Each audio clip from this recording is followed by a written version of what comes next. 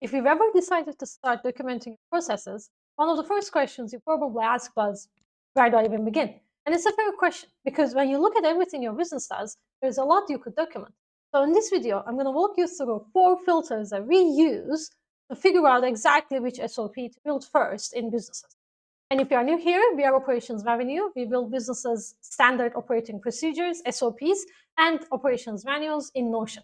So they can onboard faster, run more consistently, and scale without everything depending on one person. So there are 4 questions that we ask. And you don't need all 4 to say yes. Even if 2 of them point to the same process, that is your starting point. Question number 1.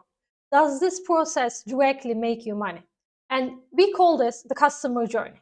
It is every step from the moment a customer first contacts your business to the moment the job is complete and even beyond. So typically it starts with a customer reaching out to your business, and then your intake or onboarding process, then the service delivery or fulfillment, then the completion, and then the post-completion process. And the post-completion process, typically you're asking for a testimonial or a Google review, Yelp review, or inviting the customer to your referral program, for instance.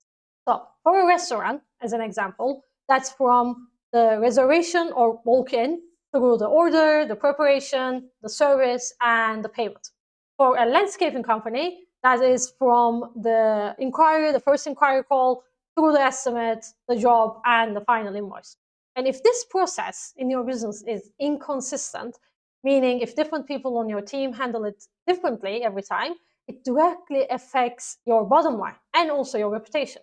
And this is almost always the first thing we build with our new clients because everything else sits on top of it. Question number 2. What do you repeat the most? I want you to think about the last 2 weeks. What did you explain to your team more than once? What question did they ask that they've asked before? Or what did you have to show someone that you've shown a dozen times already?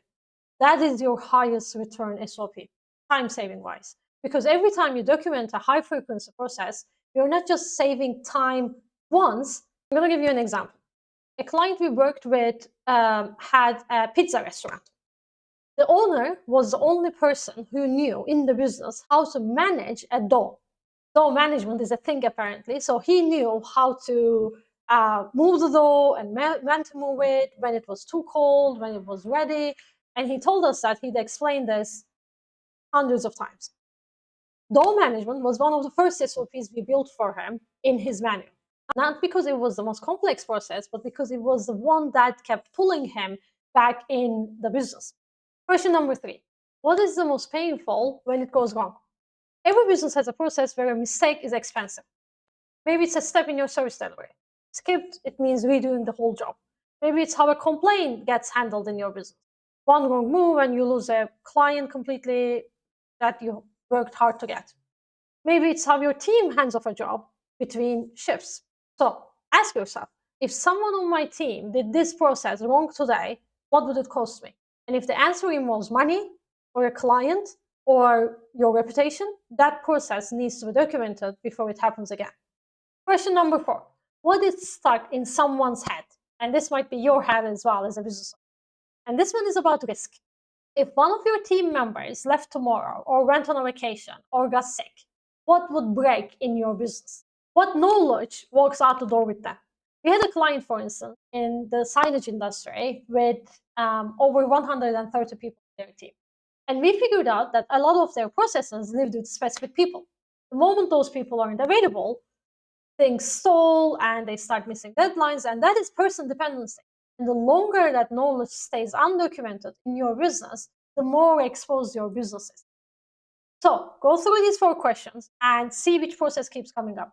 Your revenue generating customer journey or client journey, your most repeated process, your most painful if it goes wrong, and whatever is stuck in someone's head. If the same process shows up in 2 or more of these, start there. Not with a list of 50 SOPs, not with everything at once, just a single one. Build it well, get into a format your team can actually find and use, then move to the next one. Now, once you know which SOP to build first, the next question is how to build it well. Because a poorly structured SOP is almost as useless as no SOP at all. If your team cannot find it or cannot follow it, it won't get used. And this is important, especially when you have a lot of SOPs and you actually start developing your operations manual. And if you want help with that, that is our core offering. We build businesses, SOPs, and operations manuals all day, every day. And we offer two ways to work with us. Number one is our custom operations manual development service, where we work with you one-on-one, we get on calls with you, we extract your processes from your head or your team's head, build the framework of your manual, build your SOPs, and put everything together in a fully structured operations manual in Notion. That's done for you, start to finish. Number two is our industry-specific template manuals.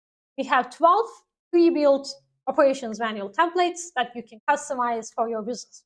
I will link both of them in the description below. And if this video was useful, please subscribe, because we put out more content on building the systems that let you step back from the day-to-day.